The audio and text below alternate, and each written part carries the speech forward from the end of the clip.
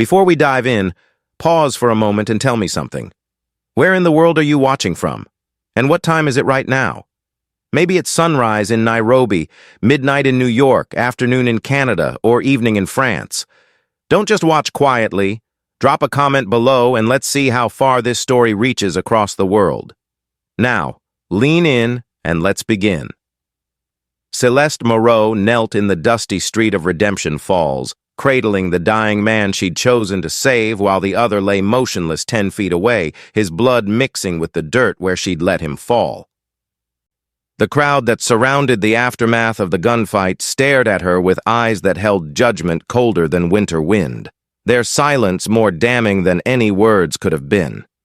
She'd made her choice in the split second when both Beaumont brothers lay wounded and dying, when she could only reach one of them before death claimed them both. The man in her arms was Étienne Beaumont, the gentle dreamer who'd promised her a future filled with poetry and paintings, whose soft hands had never known the calluses of hard labor but could create beauty from nothing. His blood soaked through her dress as she pressed her petticoat against the bullet wound in his chest, her tears mixing with the dust on his face as she whispered desperate prayers to a God who'd already made his judgment clear. Étienne's eyes found hers one last time, filled with gratitude and love that made her choice seem right, even as the crowd's hatred pressed against her like a physical force. 10 feet away, Baptiste Beaumont had died alone while she saved his brother, the strong and steady man who'd worked 3 jobs to court her properly, who'd built her dreams with his own hands and promised her security that love alone could never provide. His powerful frame lay still in the dirt, his work-hardened hands open and empty, his dreams of marrying her bleeding out into the thirsty ground. The town had loved Baptiste.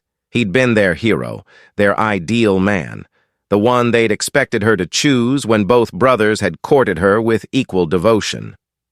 Father Rousseau pushed through the crowd with his black robes billowing like death's own wings, his face pale with shock as he knelt beside Baptiste's body and began the last rites for a man who died believing the woman he loved would save him. The priest's words carried across the silent street like accusations. Each prayer for Baptiste's soul, a reminder that Céleste had chosen to let their beloved son die, while saving the brother the town had always considered weak and worthless. As Étienne's breathing grew shallow, and she realized that even her choice might not be enough to save him, Céleste looked up to see Sheriff Moreau, her own father, standing at the edge of the crowd with his badge gleaming like a promise of justice that would never come for her. His face was stone, his eyes empty of the love that had once made her feel safe in an uncertain world, and she understood that saving Étienne had cost her everything she'd ever known or trusted.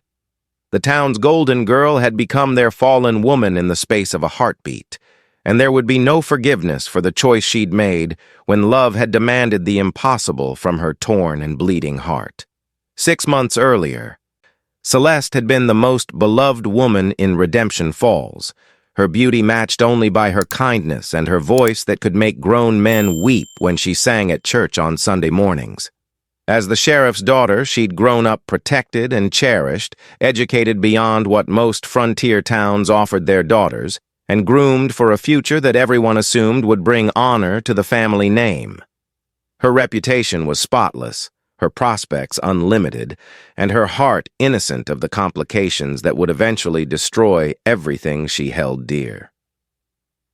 The Golden Nugget Saloon where she worked wasn't the kind of establishment that ruined young women's reputations. It was a respectable business that served meals and entertainment to miners, ranchers, and traveling businessmen who appreciated good food and clean entertainment. Céleste sang ballads that reminded lonely men of sweethearts back home, served coffee that was always hot and fresh, and created an atmosphere of warmth and civilization in a town that balanced precariously between order and chaos. Her presence elevated the establishment from mere saloon to community gathering place where decent people could socialize without shame. Her father had allowed her to work at the Golden Nugget because the income helped support their small household and because he trusted her judgment about maintaining proper boundaries with customers who might misinterpret her friendliness. Sheriff Moreau was a careful man who'd raised his daughter to be strong and independent while remaining respectable, and he'd been proud of the way she'd managed to contribute to their family's welfare without compromising her reputation or her future prospects for marriage to a good man. The work had been pleasant and profitable until the day the Beaumont brothers had walked into the saloon and changed her life forever. Étienne and Baptiste were new to Redemption Falls, having arrived with plans to establish a freight business that would connect their isolated town to larger markets in Colorado and Nevada. They were handsome, well-educated, and prosperous enough to be considered excellent catches by any woman looking for a husband who could provide security and social standing in a community that valued both. From the moment they'd introduced themselves, Céleste had felt the dangerous pull of attraction to both men, drawn to Étienne's artistic soul and gentle nature, but equally fascinated by Baptiste's strength and practical competence. They were opposites in almost every way, yet both possessed qualities that appealed to different aspects of her personality and dreams for the future.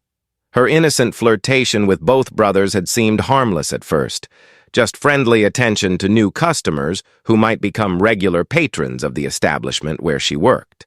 But innocence was a luxury that frontier women could rarely afford for long. And Céleste's would be the price she paid for underestimating the power of love to complicate even the simplest choices. Étienne Beaumont courted Céleste with the soul of a poet trapped in the body of a businessman, bringing her wildflowers he'd gathered during his morning rides and books of poetry he'd ordered from San Francisco at considerable expense. Their conversations revealed depths of intelligence and sensitivity that made her feel understood in ways she'd never experienced with other men, his appreciation for beauty and art awakening parts of her spirit that had been dormant since childhood. When he looked at her, she felt beautiful, not just physically but intellectually and emotionally, as if he saw qualities in her that she'd never recognized in herself. His gifts were thoughtful rather than expensive. A sketch he'd drawn of her singing, a pressed flower from a meadow where he'd imagined building their future home, a piece of music he'd written inspired by the sound of her laughter. Étienne's courtship was romantic and idealistic, focused on creating shared experiences and emotional connections rather than demonstrating his ability to provide material security. Their walks together became explorations of dreams and possibilities, conversations about art and literature and the kind of life they might build together if love could overcome practical considerations. Baptiste's approach was completely different but equally compelling. His courtship built on demonstrations of competence and reliability that promised security in an uncertain world. He brought her practical gifts that showed his understanding of her daily struggles. A warm cloak for cold mornings, sturdy boots for walking muddy streets, jewelry that was beautiful but also valuable enough to provide security if circumstances required it. His attention was focused on proving he could protect and provide for her in ways that mere romantic love never could. When Baptiste spoke of their future together, he described concrete plans for prosperity and respectability that would elevate her social standing while ensuring she'd never have to worry about poverty or insecurity. He'd researched property investments, studied market conditions for their freight business, and calculated exactly how much money they'd need to live comfortably while building something lasting for their children. His courtship was methodical and thorough, designed to convince her rational mind that choosing him would be the wisest decision she could make. The impossible situation developed gradually as both brothers intensified their pursuit without seeming to realize they were competing for the same woman's affections. Céleste found herself torn between two different versions of happiness: the passionate but uncertain future Étienne offered through love and shared dreams, and the secure but perhaps less exciting life Baptiste promised through careful planning and hard work. Both men were honorable, both deserved her love, and both would be devastated if she chose their brother over them. As the weeks passed and the pressure to make a decision increased, Céleste began to understand that her choice would inevitably break one good man's heart while potentially saving another's dreams, a responsibility that seemed too great for any woman to bear alone. Redemption Falls had made its preference clear from the beginning. Baptiste Beaumont was the man they wanted their golden girl to marry, the responsible choice who would bring honor to their community and security to Sheriff Moreau's daughter. The townspeople spoke openly about the match they considered inevitable, praising Baptiste's work ethic and business prospects while dismissing Étienne as an impractical dreamer who would never amount to anything substantial. Their approval of Baptiste was unanimous and vocal, creating pressure that made Céleste feel selfish for even considering alternatives. Mayor Lafontaine had taken to discussing Baptiste's contributions to the town's economic development during Sunday sermons, highlighting his investments in local businesses and his plans for expanding trade connections that would benefit everyone in the community. The mayor's wife organized social events that threw Céleste and Baptiste together while somehow excluding Étienne from activities that everyone understood were designed to encourage their courtship. The community's matchmaking efforts were well-intentioned but relentless, creating an atmosphere where choosing anyone other than Baptiste would seem like a betrayal of everyone who'd supported her. The economic arguments in Baptiste's favor were compelling and constantly reinforced by practical people who understood the realities of frontier life better than romantic dreamers ever could. His freight business was already showing profits that promised long-term prosperity, while his investments in local property and businesses demonstrated commitment to the community's future. Women who'd struggled through hard times reminded Céleste that love without financial security was a luxury that often led to suffering, that choosing passion over practical considerations was a mistake that could destroy entire families.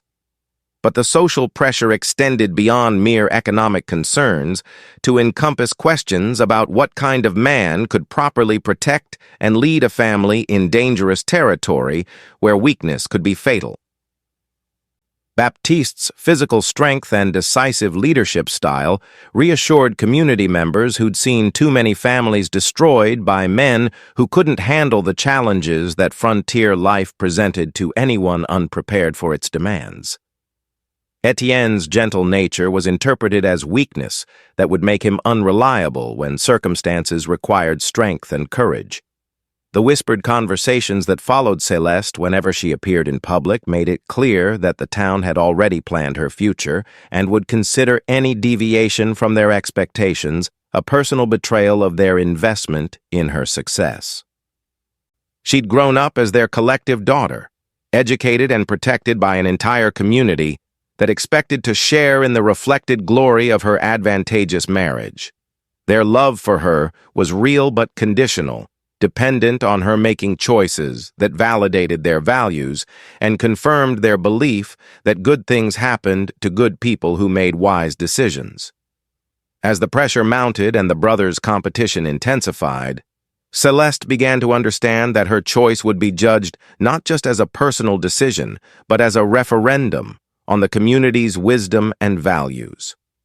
The crisis came when both brothers proposed to Céleste on the same evening, their timing a coincidence that forced her to confront the choice she'd been avoiding for months.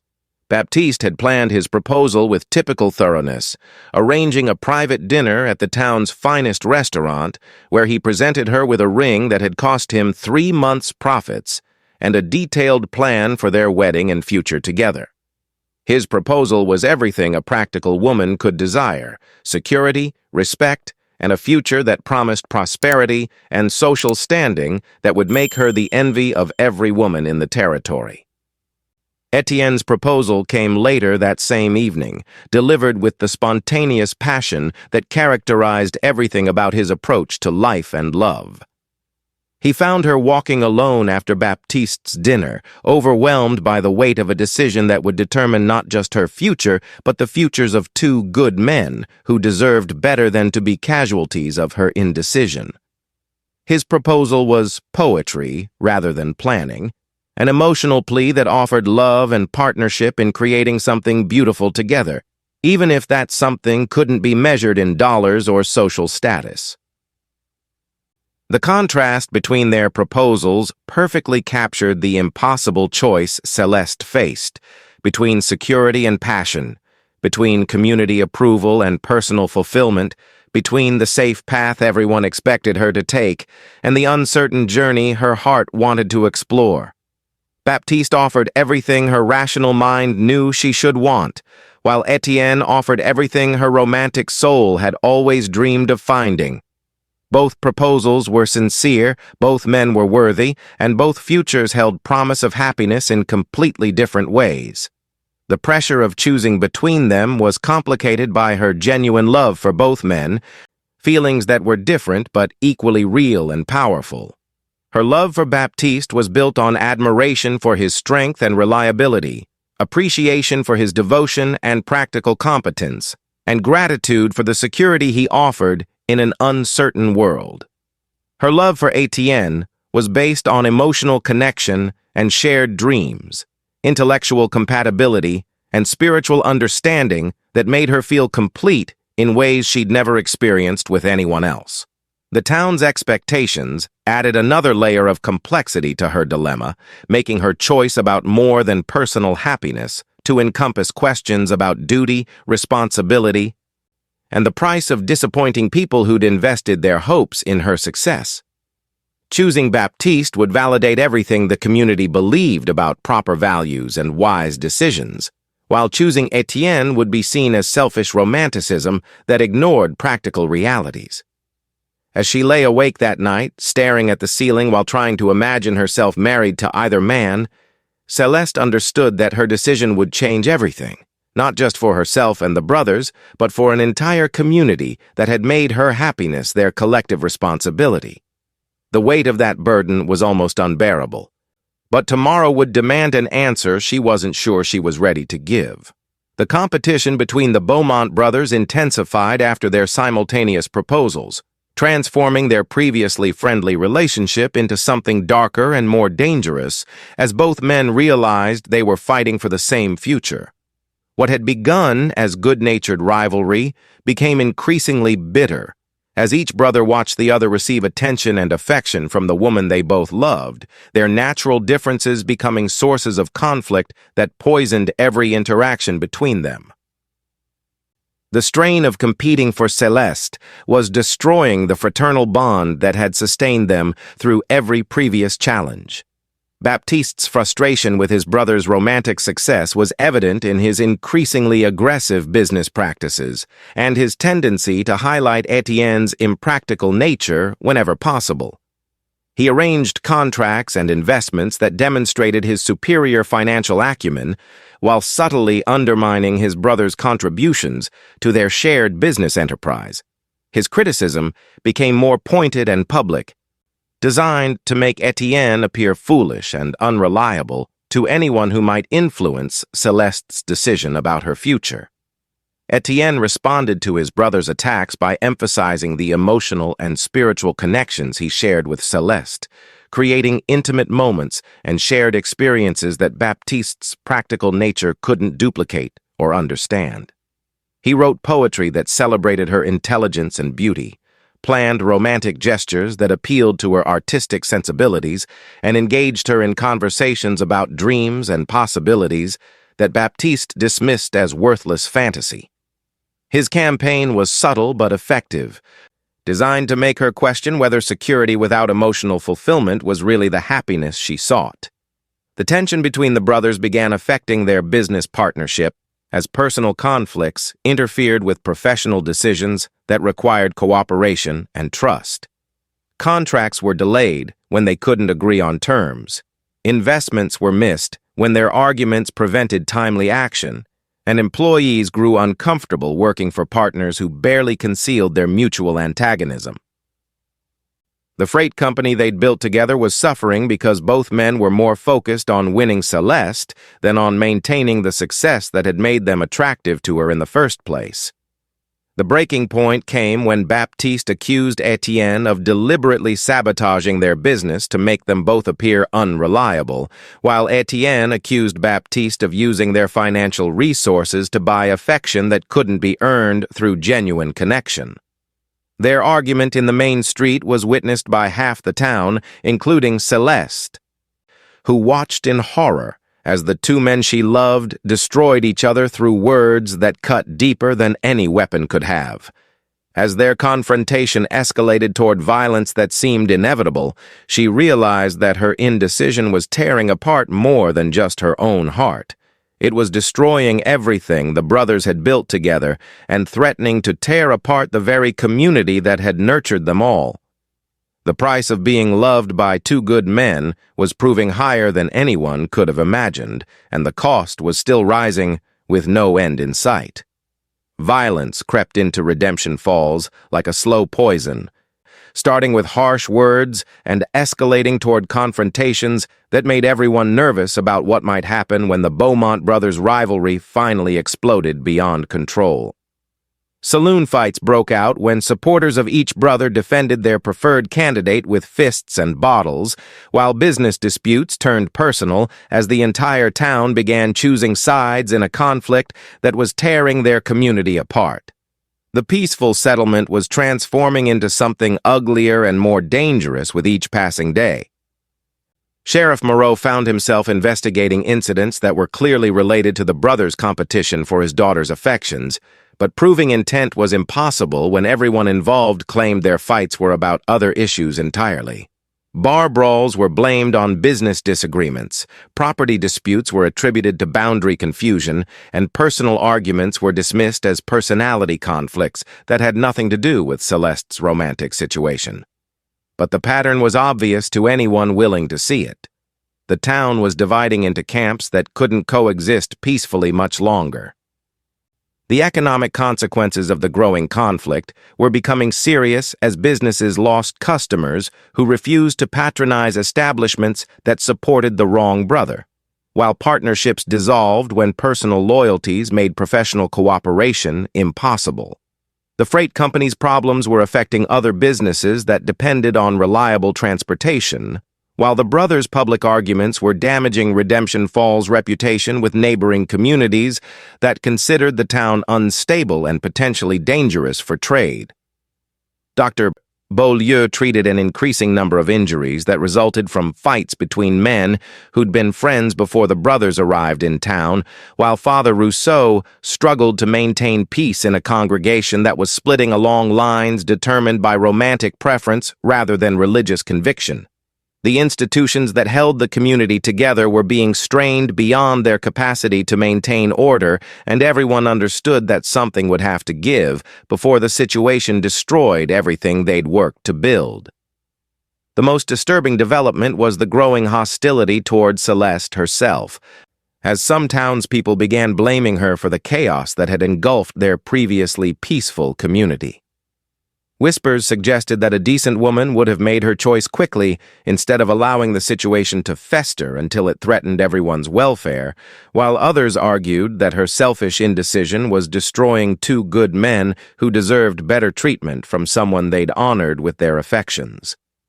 The golden girl who'd once been everyone's darling was becoming a target for frustrations that had no other outlet, and the pressure was building toward an explosion that would change everything forever.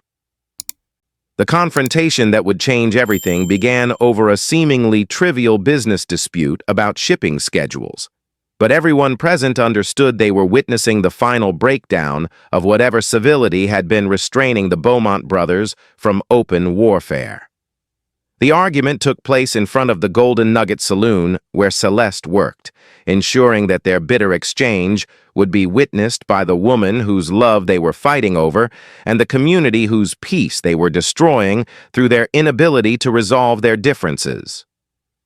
Baptiste's accusation that Étienne was deliberately sabotaging their business to gain sympathy from Céleste carried implications of betrayal that went beyond mere business disagreement to encompass questions about honor, integrity, and the kind of man each brother really was beneath his public facade.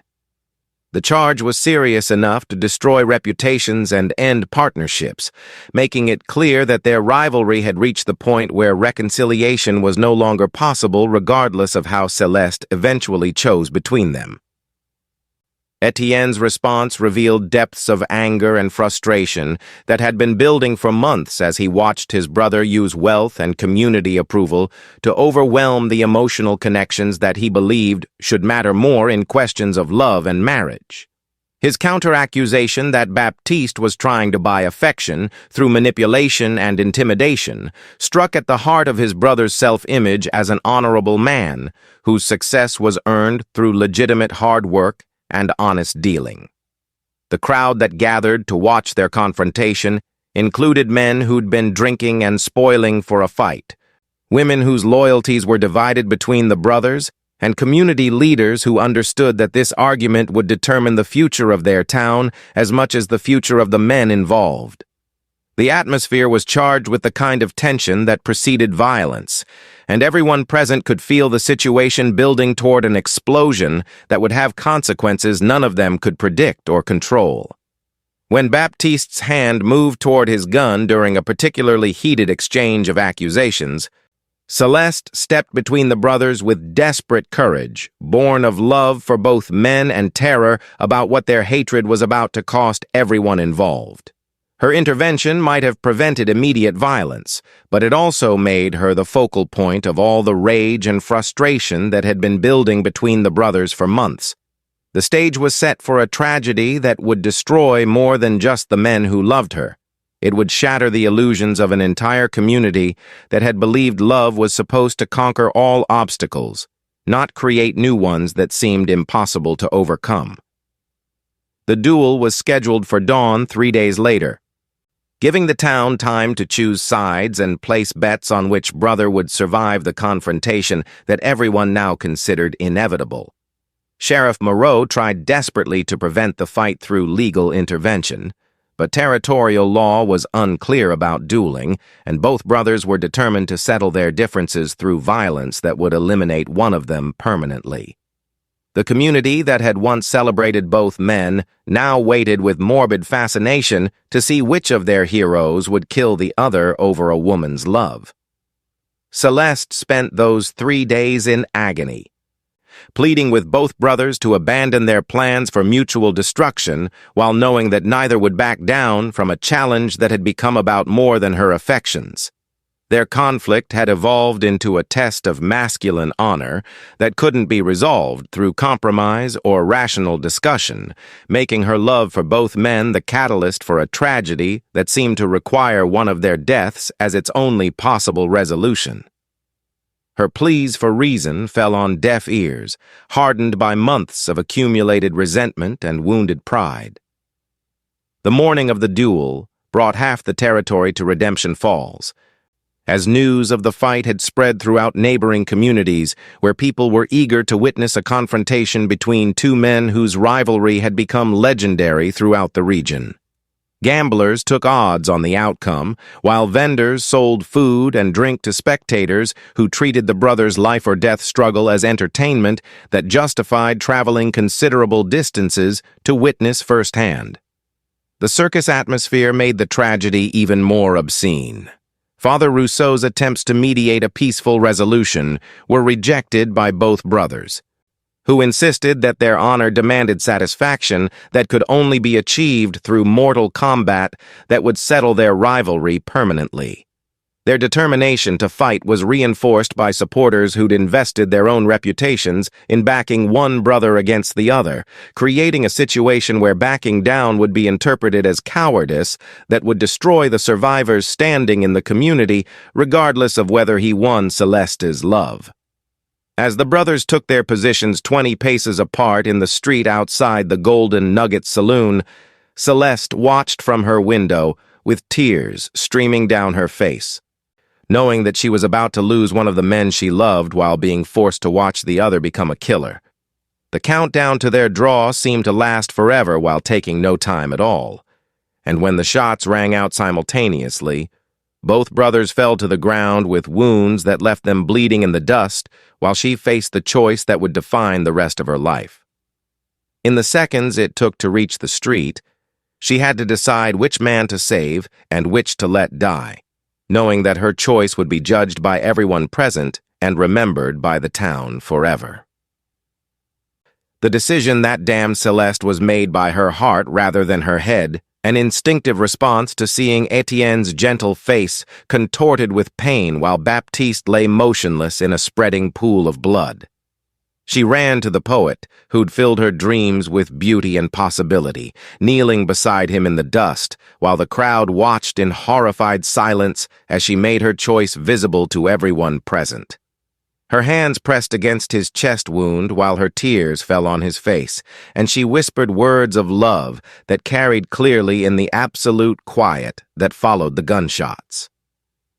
Baptiste's eyes were open and aware when she glanced toward him, his expression showing understanding and forgiveness that made her choice even more painful than if he'd died instantly. He was still alive, still fighting for breath, still hoping she might change her mind and come to him instead of the brother she'd instinctively chosen to save. But his wound was clearly mortal, blood frothing from his mouth with each labored breath, while Étienne's injury seemed survivable if she could stop the bleeding and get him medical attention quickly enough. The crowd's reaction was immediate and devastating, their silence giving way to murmurs of shock and disapproval that grew louder as they processed what they'd witnessed. The woman they'd loved and supported had chosen the brother they'd rejected, abandoning their favorite son to die alone while she saved the man they considered weak and worthless. Their golden girl had revealed herself to be someone they didn't recognize or understand, someone whose values were so different from theirs that she might as well have been a stranger. Dr. Beaulieu arrived within minutes, but it was already too late for Baptiste, whose life had bled away into the thirsty earth while Céleste focused all her attention on saving his brother. The doctor's pronouncement of death was unnecessary. Everyone present could see that their hero was gone, killed not just by his brother's bullet, but by the woman's choice to let him die while saving someone else. The tragedy was complete, but its consequences were just beginning to unfold. As Dr. Beaulieu worked to stabilize Étienne's condition for transport to his clinic, Céleste finally looked around to see the faces of people who'd once loved her, staring back with expressions that ranged from disappointment to hatred. She'd saved the man her heart had chosen, but the cost was everything else she'd ever valued: her father's respect, her community's love, and her own reputation as someone worthy of the trust and affection others had invested in her. The choice that had seemed so clear in the moment was already beginning to feel like the mistake that would define the rest of her life. The funeral for Baptiste Beaumont was the largest Redemption Falls had ever seen, with mourners traveling from across the territory to pay their respects to a man whose death had become a symbol of everything noble and tragic about frontier life. The service was held at the largest church in the county, with speeches that praised Baptiste's character, business acumen, and potential for greatness that had been cut short by violence and misguided love. Céleste was conspicuously absent, banned from attending by community consensus that her presence would be an insult to the dead man's memory. The town's reaction to her choice was swift and merciless, transforming their former darling into a pariah whose very presence reminded them of their collective failure to protect one of their own from a woman's selfish decision. Businesses refused her patronage, former friends crossed the street to avoid speaking to her, and children were warned to stay away from someone who'd proven herself capable of watching good men die for her own benefit. The social ostracism was complete and devastating, designed to drive her away from a community that no longer wanted her. Sheriff Moreau's position became impossible as he struggled to maintain law and order while dealing with his own daughter's transformation from source of pride to cause of shame that threatened his reputation and effectiveness. The community's loss of faith in his judgment was evident in their reluctance to cooperate with investigations and their tendency to handle disputes privately rather than involving law enforcement they no longer trusted. His choice between his duty as sheriff and his love as a father was tearing him apart. The economic consequences of the town's anger extended beyond mere social pressure to encompass systematic efforts to destroy any means of support that might allow Céleste to remain in Redemption Falls. The Golden Nugget Saloon was boycotted until the owner was forced to terminate her employment, while other potential employers were warned that hiring her would cost them customers and community standing. The message was clear. She was no longer welcome in the town that had once claimed her as their favorite daughter. The transformation of public opinion was so complete and sudden that it shocked even those who participated in it, revealing depths of vindictiveness that surprised people who'd thought themselves incapable of such cruelty. But their anger was real and justified in their minds. Céleste had betrayed not just Baptiste, but the entire community that had invested their hopes and dreams in her success. Her choice had proven that their golden girl was made of baser metal than they'd believed, and their disillusionment demanded consequences that would serve as warning to anyone else who might consider disappointing their expectations so catastrophically. Étienne's recovery was slow and complicated by guilt that poisoned every moment of healing, his survival purchased with his brother's life and his community's hatred creating burdens that medical treatment couldn't address. He understood that his love for Céleste had cost Baptiste everything, while her choice to save him had destroyed her own life in ways that made their future together seem like a punishment rather than a reward. The happiness they dreamed of sharing was buried under consequences that made every moment of joy feel like a betrayal of the dead and the grieving. The cabin where they took refuge was miles outside Redemption Falls, isolated enough to provide protection from the community's anger, but close enough that their exile felt like punishment rather than escape. Étienne's recovery required constant care that Céleste provided with devotion that couldn't entirely hide her own pain at losing everything she'd once valued: her father's love, her community's respect, and her identity as someone worthy of others' admiration and trust. She'd gained the man she loved, but lost herself in the process.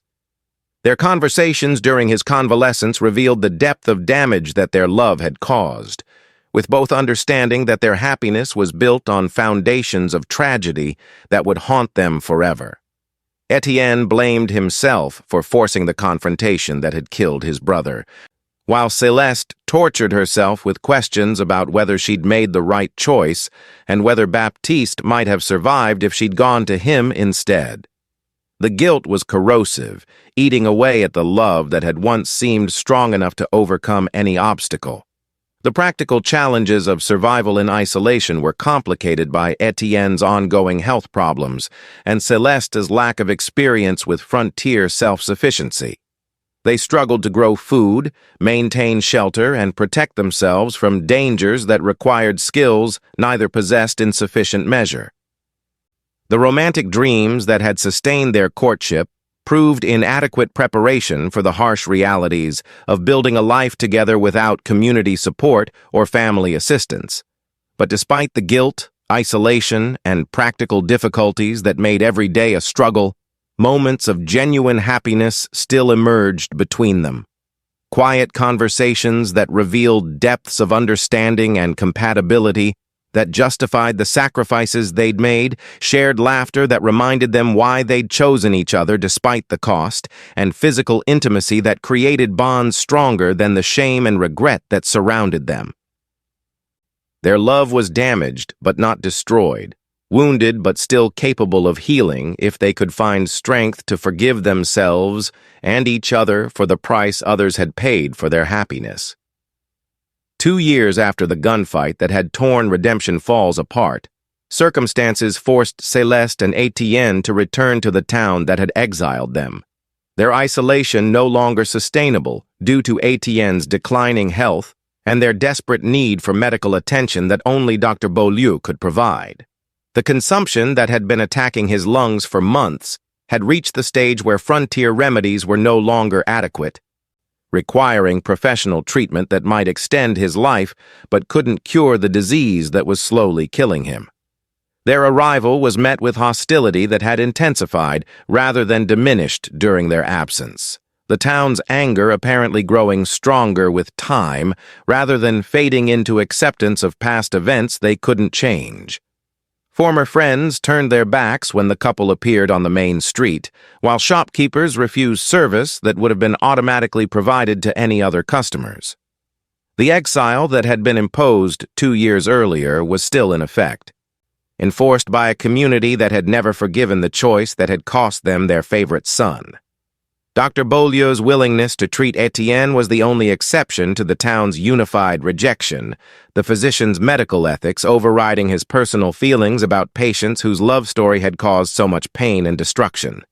His examination revealed the extent of Étienne's deterioration and the limited options available for treatment that might slow the disease's progress without offering hope for actual recovery.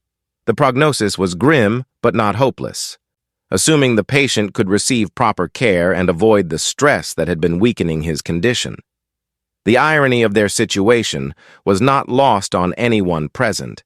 The man Céleste had chosen to save was dying slowly from disease, while the town that had condemned her choice watched with satisfaction that seemed to validate their judgment about her selfishness and poor decision-making.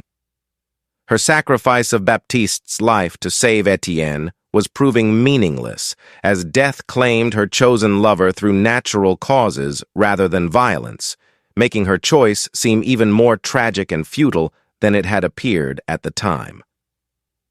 But Céleste's reaction to the town's continued hatred revealed changes that 2 years of exile and hardship had wrought in her character, transforming the uncertain young woman who'd once sought everyone's approval into someone stronger and more self-reliant than she'd ever imagined possible. She faced their hostility with dignity that hadn't existed when she'd been their golden girl, and her devotion to Étienne showed a depth of love that transcended community opinion or social pressure. The woman who returned to Redemption Falls was not the same person who'd left it, and her transformation would force everyone to reconsider their assumptions about her character and worth. Father Rousseau's visit to the cabin where Céleste was caring for the dying Étienne brought the first sign that some members of the community were beginning to question their harsh judgment of the woman they'd cast out for choosing love over community approval.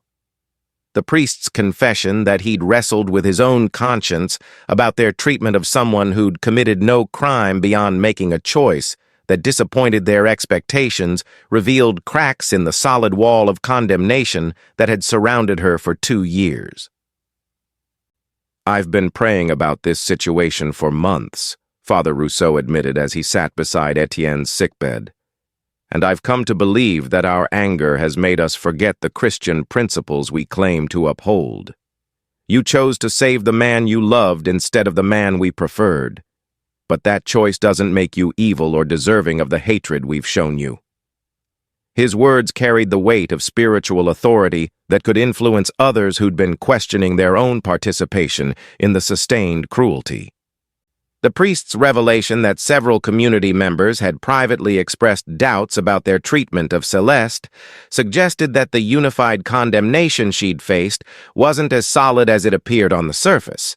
Some people had begun to understand that her choice, while painful for those who'd favored Baptiste, had been made in circumstances that allowed no good options and demanded a decision that would inevitably cause suffering, regardless of which brother she'd tried to save.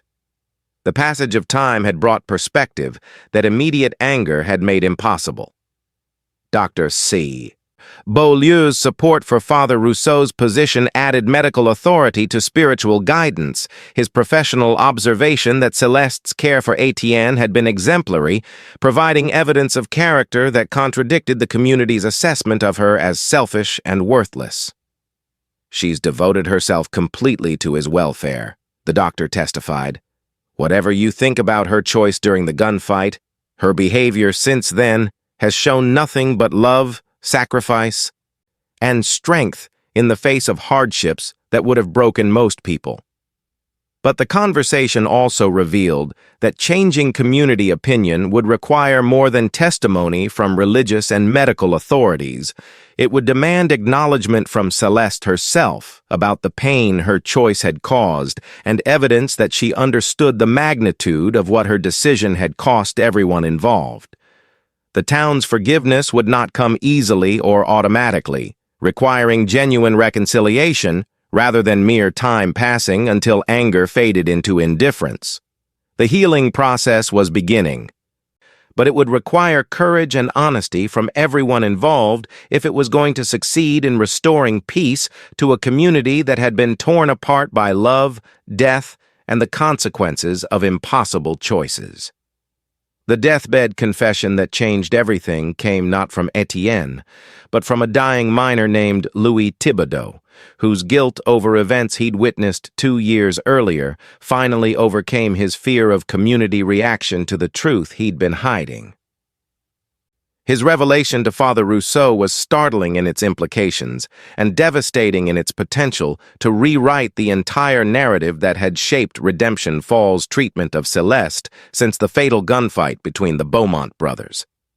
"I was there early that morning," Louis whispered from his sickbed, his voice barely audible as tuberculosis consumed his lungs and his remaining time. "I saw what really happened before the crowd arrived. Baptiste wasn't shot by his brother. He was dying from a wound he'd given himself accidentally while cleaning his gun the night before. He was too proud to admit it. So he let everyone think Étienne had shot him fair and square in their duel." The confession struck Father Rousseau like a physical blow, revealing the tragic irony underlying 2 years of hatred and exile. Louis's detailed account of Baptiste's final hours painted a picture completely different from what the community had believed about the gunfight and its aftermath. Baptiste had spent his last night alive struggling with guilt over the duel he'd forced on his brother, cleaning and re-cleaning his weapon while wrestling with conscience that wouldn't let him sleep. The accidental discharge that mortally wounded him had been the result of exhaustion and nervousness, not enemy fire, but his pride had prevented him from revealing the truth that would have saved everyone pain. The dying man's description of Baptiste's final moments revealed a man who'd chosen to let the town believe a lie rather than admit his own carelessness had caused his death, knowing that the truth would make him appear foolish and incompetent to people who'd respected his strength and reliability. His dying words to Louis had been a plea to never reveal what had really happened. But 2 years of watching an innocent woman suffer for choices she'd never actually made had finally overcome the promise to keep his secret. Father Rousseau's horror at learning the truth was matched by his understanding of what this revelation would mean for a community that had built 2 years of hatred on a foundation of lies and misunderstanding. Céleste had been condemned for choosing wrongly between 2 dying men, but the choice had been false from the beginning. Baptiste was already beyond saving when she'd run to help Étienne, making her decision irrelevant to his survival and her punishment completely unjust. The town's golden girl had been destroyed for a crime she'd never committed, while the real tragedy was that their beloved Baptiste had died alone, keeping a secret that had poisoned everything that followed. Father Rousseau's announcement of Louis Thibodeau's deathbed confession split Redemption Falls into warring factions, with some demanding immediate justice for Céleste, while others refused to believe testimony that would require them to admit 2 years of cruelty toward an innocent woman. The revelation that Baptiste had died from an accidental self-inflicted wound rather than his brother's bullet in their supposed duel challenged everything the community had believed about the tragedy that had torn them apart and the choices that had followed. Mayor Lafontaine led the faction that rejected the new testimony, arguing that a dying man's word couldn't overturn the evidence of their own eyes and the established narrative that had shaped their response to the crisis. His political career had been built partially on representing the community's values during their conflict with Céleste, and admitting error would undermine his authority while requiring acknowledgement of responsibility for injustices that had cost real people dearly. The mayor's resistance to truth was motivated as much by self-preservation as by genuine doubt.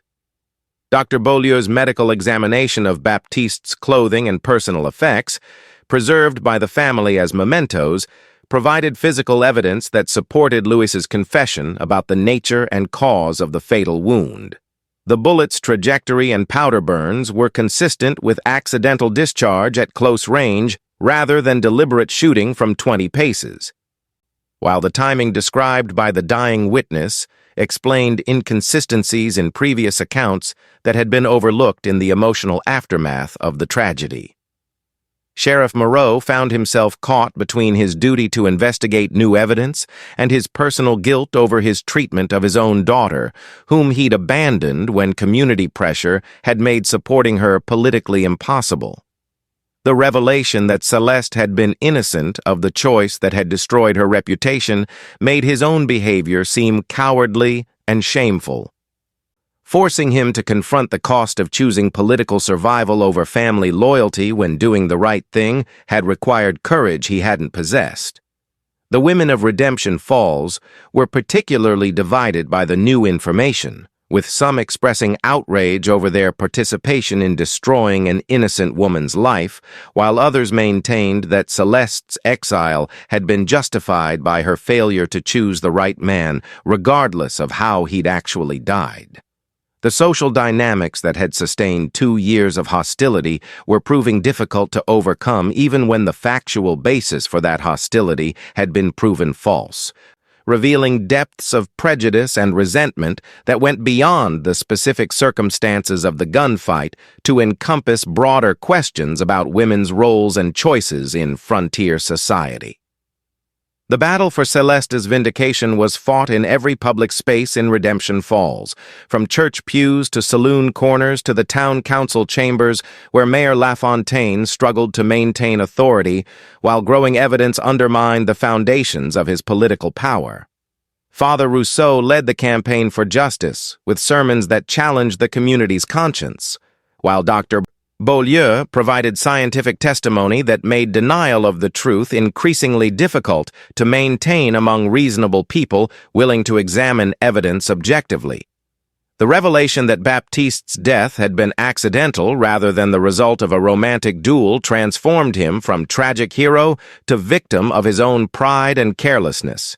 A change that some community members found difficult to accept because it diminished the dramatic narrative they'd constructed around his sacrifice for love.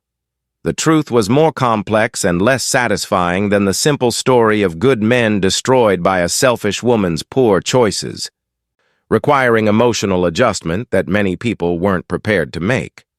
Sheriff Moreau's investigation into the original incident revealed additional evidence that had been overlooked or misinterpreted during the emotional chaos that had followed Baptiste's death, including witness testimony that had been dismissed because it contradicted the preferred narrative about what had happened. The law enforcement failures that had contributed to Céleste's wrongful exile reflected broader problems with how the community had handled the crisis, prioritizing emotional satisfaction over factual accuracy in their pursuit of someone to blame for their loss. The economic costs of the community's division were becoming serious as businesses lost customers to boycotts and counter-boycotts organized by opposing factions, while the town's reputation for stability and rational governance was being damaged by reports of their internal conflicts that reached neighboring settlements. The price of maintaining hatred based on lies was proving higher than many residents were willing to pay, especially when their economic interests were being harmed by continued conflict over past events they couldn't change. But the most devastating consequence of the truth's emergence was the personal cost to individuals who'd participated in Céleste's persecution and now faced the reality that they'd spent 2 years destroying an innocent woman's life for crimes she'd never committed. The guilt and shame experienced by former friends, neighbors, and community leaders who'd contributed to her suffering was almost unbearable. creating psychological burdens that would haunt them for the rest of their lives, regardless of how the current crisis was ultimately resolved. Celeste's decision to forgive the community that had wronged her so terribly came as a shock to people who'd expected her to demand retribution for the suffering they'd caused through their adherence to false narratives and refusal to examine evidence that might have cleared her name years earlier. Her gracious response to vindication revealed character that shamed those who'd participated in her persecution while inspiring others to reconsider their own behavior and values in light of her example of mercy overcoming justified anger. The public ceremony acknowledging her innocence and requesting her forgiveness was held in the same church where Baptiste's funeral had excluded her, with speeches that attempted to balance admission of error with preservation of community dignity. Mayor Lafontaine's apology was grudging and incomplete, focused more on political damage control than genuine remorse, while Sheriff Moreau's confession of failure carried emotional weight that moved many listeners to tears.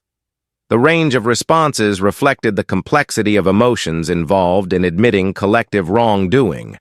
Étienne's presence at the ceremony, supported by Céleste despite his obvious weakness and declining health, provided powerful testimony to the strength of their love and her commitment to caring for him regardless of community opinion or personal cost. His brief speech thanking the town for their belated acknowledgement of the truth was delivered with grace that honored his brother's memory while avoiding any suggestion of bitterness about the treatment they'd endured. The contrast between their dignity and the community's past behavior was stark and moving. The practical consequences of Céleste's rehabilitation included restoration of employment opportunities, social acceptance, and family relationships that had been severed by her exile, but the emotional damage of 2 years' worth of hatred and isolation couldn't be easily repaired through public ceremonies or official proclamations. The scars left by persecution would remain long after the apologies had been forgotten, marking both the victim and her persecutors with memories that would influence their relationships for years to come.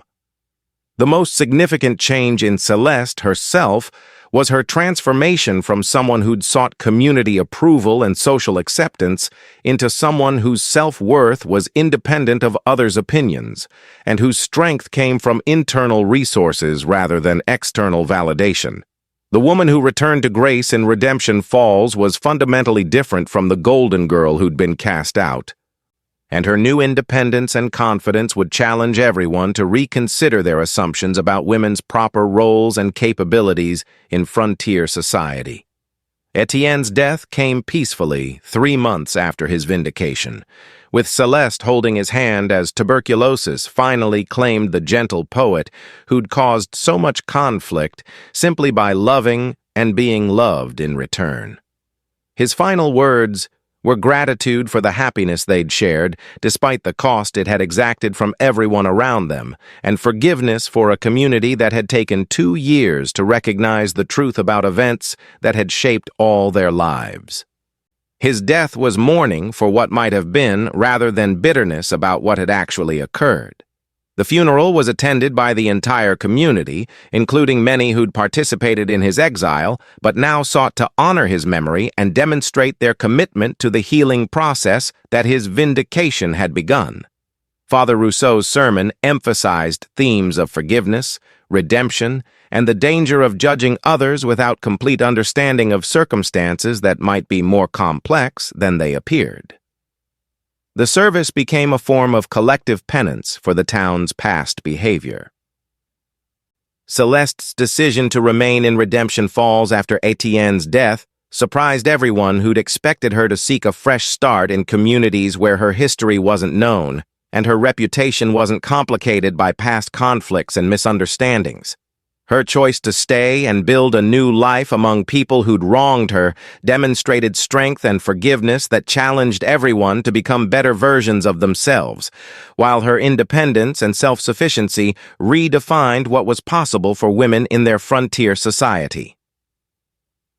The school she established for children whose education had been neglected during the community's conflicts became her way of contributing positively to the town's future while honoring Étienne's memory through work that emphasized learning, creativity, and critical thinking. Her teaching methods incorporated lessons about the importance of seeking truth over convenient narratives, evaluating evidence objectively, and treating others with dignity regardless of their social status or past mistakes. The school became a model for other communities seeking to improve their educational opportunities. Sheriff Moreau's reconciliation with his daughter was gradual and sometimes difficult, requiring both to overcome years of hurt and misunderstanding while rebuilding trust that had been shattered by his failure to support her when community pressure had demanded courage he hadn't possessed. Their relationship would never be the same as it had been before the crisis, but it evolved into something deeper and more honest than their previous connection had been, based on mutual respect rather than unquestioned authority and unconditional adoration. 10 years after the gunfight that had torn Redemption Falls apart, Céleste Moreau had become a legend throughout the territory, not as the fallen woman who'd chosen wrongly between two lovers, but as the teacher, community leader, and symbol of forgiveness who'd transformed personal tragedy into public service that benefited everyone around her. Her school had educated hundreds of children who carried her lessons about truth, justice, and compassion into communities across the West, while her example of grace under pressure had inspired other women to demand respect and independence in their own lives. The story of the saloon girl who'd loved two brothers had been retold so many times that the truth had become mixed with mythology. But the essential lesson remained clear. Love was complicated.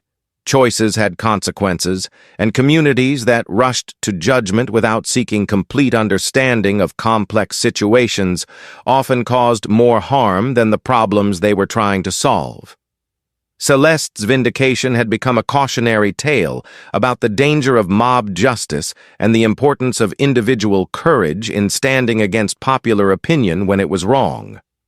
The annual memorial service for Baptiste and Étienne Beaumont had evolved into a community celebration of reconciliation and healing, with speeches that honored both brothers while acknowledging the lessons their tragedy had taught about love, loss, and the need for careful investigation of facts before rendering judgment on others. The ceremony brought visitors from across the territory who wanted to hear the real story and see the woman who'd survived persecution to become a force for positive change. Céleste never remarried, though she received numerous proposals from men who were attracted by her strength, intelligence, and reputation for integrity. Her heart remained faithful to Étienne's memory, while her life focused on work that would outlast any romantic relationship, creating institutions and educational programs that would benefit future generations long after she was gone. Her choice to remain single was respected as evidence of her depth of character rather than criticized as failure to fulfill traditional expectations. The town of Redemption Falls had learned from its mistakes, implementing policies that required thorough investigation before accusations were accepted, and establishing procedures for protecting individuals from mob justice when emotions ran high and facts were unclear. Céleste's persecution had taught them that even well-intentioned communities could commit grave injustices when they allowed fear, anger, and prejudice to override their commitment to truth and fairness. The reforms they instituted became models for other settlements throughout the territory. As Céleste stood in the cemetery where both Beaumont brothers were buried, placing flowers on graves that had been tended with equal care for a decade, she reflected on the journey that had transformed her from golden girl to pariah, to respected community leader whose life had touched thousands of people in positive ways. The love triangle that had destroyed two good men and nearly destroyed her had ultimately created something beautiful and lasting, a legacy of education, forgiveness, and social progress that would continue long after everyone involved in the original tragedy had been forgotten. The saloon girl who'd been forced to choose between two brothers had chosen both love and justice, proving that even the most painful experiences could be transformed into sources of strength and wisdom when faced with courage and commitment to making the world better for others.